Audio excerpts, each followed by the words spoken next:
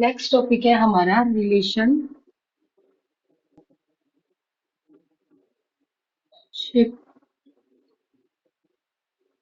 Between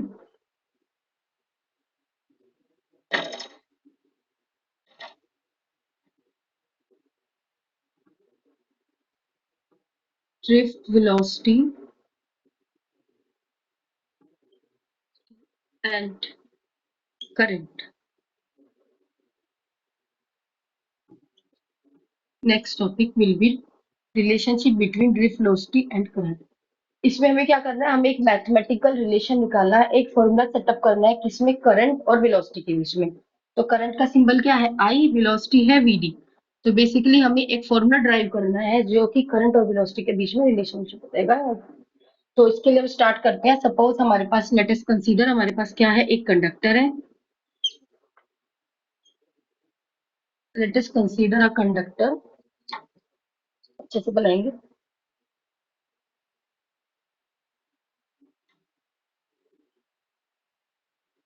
suppose क्या है, हमारे पास एक कंडक्टर है जिसकी लेंथ गिवन है एल, स्मॉल एल, और area of cross section A है। इस चीज को हमने वर्ड्स में लिखना है। वर्ड्स में लिखना इंपॉर्टेंट होता है फॉर हमारी प्रेजेंटेशन, बोर्ड के लिए। अगर हम बोर्ड के लिए प्रिपरेशन कर रहे हैं तो हमें क्या करना होता है, डेरिवेशन को प्रॉपर मेथड से प्रॉपर फॉर्मेट में करना चाहिए, जिससे कि हमारे उस टॉपिक पे पूरे कंप्लीट मार्क्स मिले। तो उसमें वैसे लिखेंगे, let us consider a conductor of length L having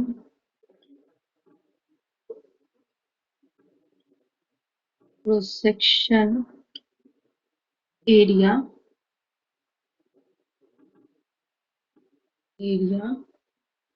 will be capital E। बस इतना लिखना है, सफिशिएंट है। इससे ज्यादा नहीं लिखना, इससे कम नहीं लिखना।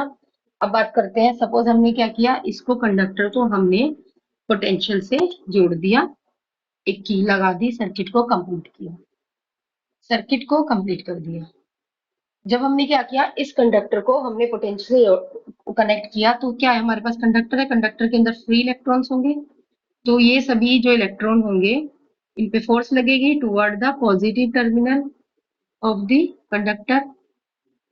तो ये क्या हो गई, सभी इलेक्ट्रॉन हमारे कंडक्टर के पॉजिटिव टर्मिनल की तरफ आ जाएंगे। ठीक है, तो नेक्स्ट हमें क्या देखना है, नेक्स्ट हमें निकालना है volume, volume of the conductor. कितना होगा वॉल्यूम, कंडक्टर कंडक्टर का वॉल्यूम कितना होगा, A into L. Area into length will be volume, and total number of free electrons in conductor will be NaL।